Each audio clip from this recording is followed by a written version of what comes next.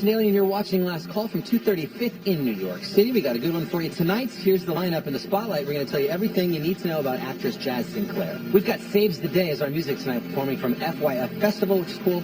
But we're going to start things off with actress and comedian Erinn Hayes, who stars opposite the great Kevin James in the new sitcom Kevin Can Wait. Have a look.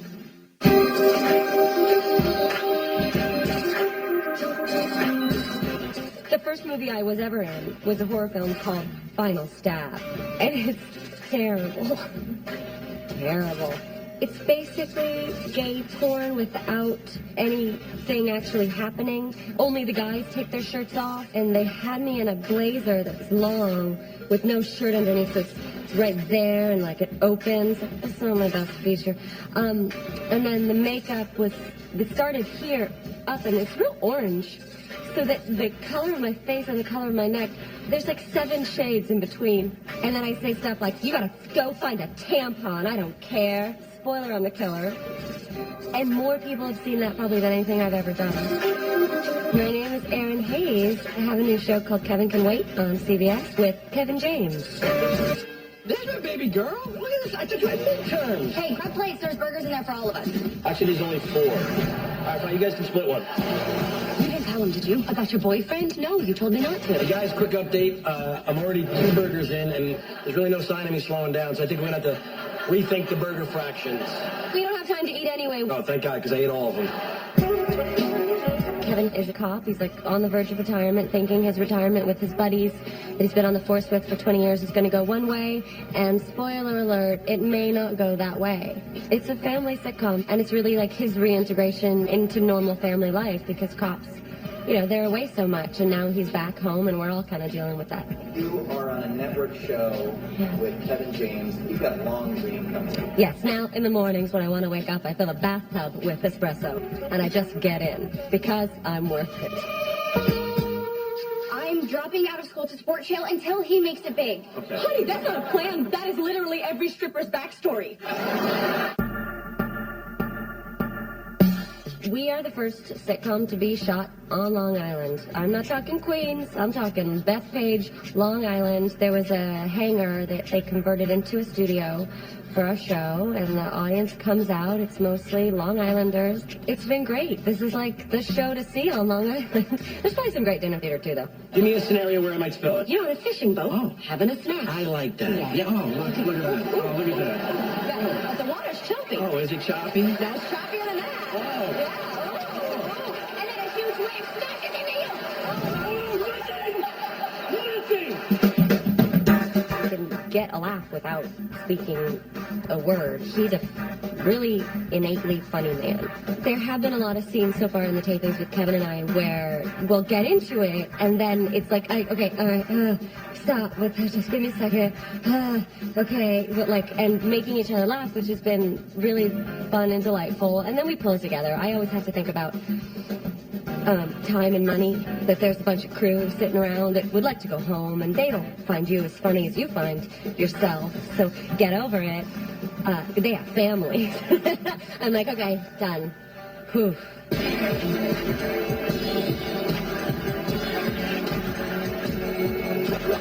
If you're doing a single camera show like Children's Hospital, every take can be a little bit different. Our cast is full of very grounded, normal, well-balanced people playing just the most depraved, like, weirdos, just self-serving a-holes. To go on a show and play a character who is just unapologetically an a-hole was so refreshing. I'm like, you mean I don't have to make her likable? Like, they're like, do whatever you want. Like, the worse the better, please. Last night was at the Creative Arts Emmys, and Children's Hospital was nominated, and the show won, and Rob Corddry won for Best Actor. I did not win. That's fine.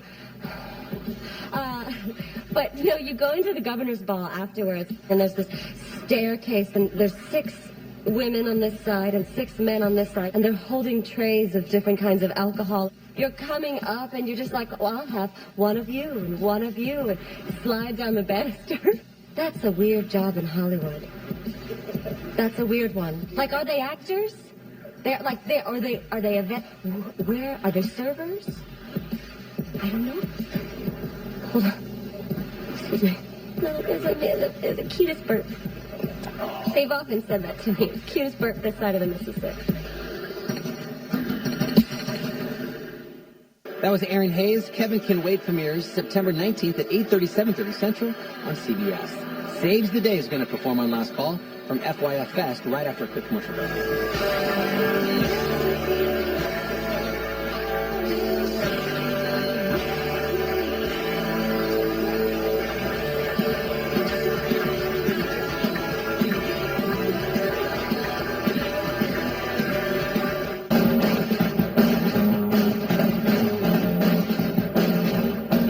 Welcome back to Last Call for our music. We return to FYF Fest in Los Angeles to serve up the acclaimed emo band Saves the Day. Let's take you to Exposition Park in Los Angeles.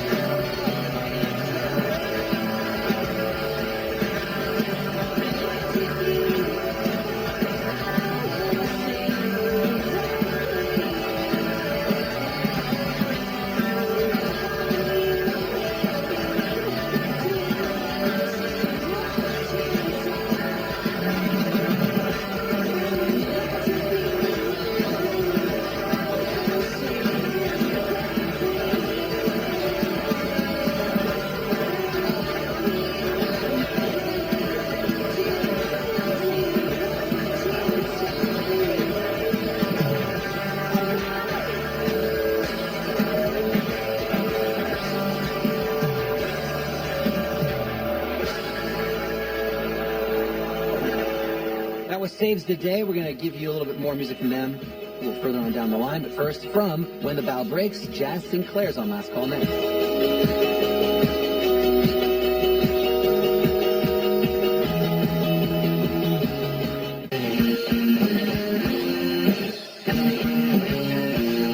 Welcome back. Jazz Sinclair is a young actress who is about to turn a lot of heads thanks to her starring role in the psychological thriller When the Bow Breaks. For more, we head over to Smoke, Oil, Salt, or tonight's Last Call Spotlight. It's weird for me to see myself on a billboard. It's really exciting and cool and kind of like, I'm like, oh, that's my face. It's strange when people texting me like, oh, I saw you, and it's exciting. What would be the dream though for you? I would be a badass. Maybe like out in nature somewhere, like dirty, with a gun, some kind like a knife, Aphrodite, forest, goddess fights back. I'm Jazz Sinclair, and and I'm Anna in When the Bow Breaks. It's a psychological thriller about a couple who wants to get pregnant and has tried and can't get pregnant, and so they hire a surrogate, who's my character, Anna. We tried for a long time to get pregnant. It really put the two of us through hell. Hey, we're gonna have a family. Are you sure you still want to be a surrogate? Yes, I am. Look at her eyes. She means it. We do this. We just want to make sure that you and I are comfortable with it. We're down to our last viable embryo. The baby is your business. She took a home test. I'm gonna be a father. The character is so many different people throughout the film, so I got the opportunity to be shy and quiet and innocent, and then you just get to see the character kind of fall apart. By reading the script and looking at her actions, it'd be easy to be like, oh god, this girl's crazy. But instead I wanted to make her human. I wanted to humanize her. I wanted to say, no, she's a broken person who has wounds, and in this exact right set of circumstances breaks in this way. And so I didn't judge her. I just asked, what did she do before and what does she do after and why? So I don't think she's crazy. I think she's broken. We'd like you to stay here with us in our guest house. And we'd like you to take some time off of work. We'll pay you whatever you were making. We'll get your car so you don't feel trapped. You can come and go as you please. Are you serious? Yeah, we talked about it, and we just feel more comfortable knowing that you're here, at least most of the time. And knowing that you're safe. Now, you are doing this incredible thing for us. The least we can do. So I went to a surrogacy agency because I wanted to see what it was like, because in the script they were kind of like berating her, like it was intense. And so I wanted to see what that world was like, and I went there and it was happy and nice and the people were great, and they like gave me their card if I wanted to be a surrogate. And like the ideal candidate for a surrogate is somebody who's 30, who has kids, and who doesn't want any more kids. And so I had to ask myself, like, why then? This young, beautiful 21-year-old girl, why would they hire her?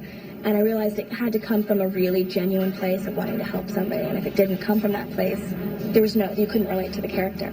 And so at the beginning, Anna is someone who's in a trapped situation, who is suppressed and scared and mousy, and finally has the opportunity to help someone, and finally has the opportunity to give something back. And then this couple takes her in and shows her this life and this world that she's only dreamed of, that she's never tasted before, and she doesn't want to let it go. And that's where the madness ensues.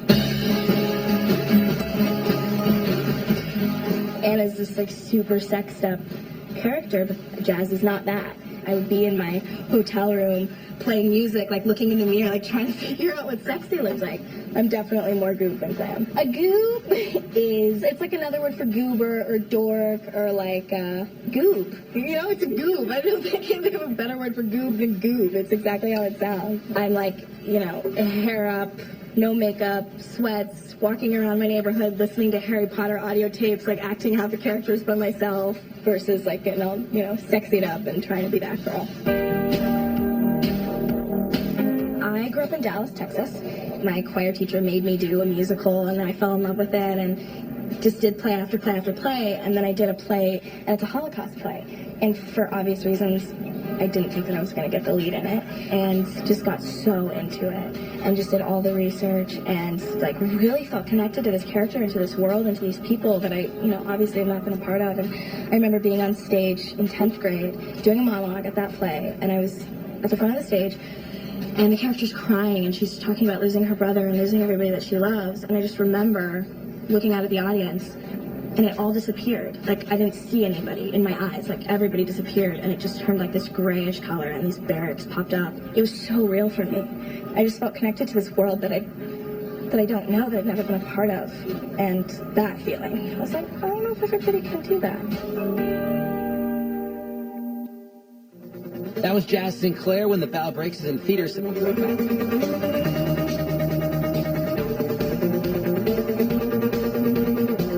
To keep up to date with all the very latest celebrity news, videos, and pictures, be sure to check out SplashNewsOnline.com.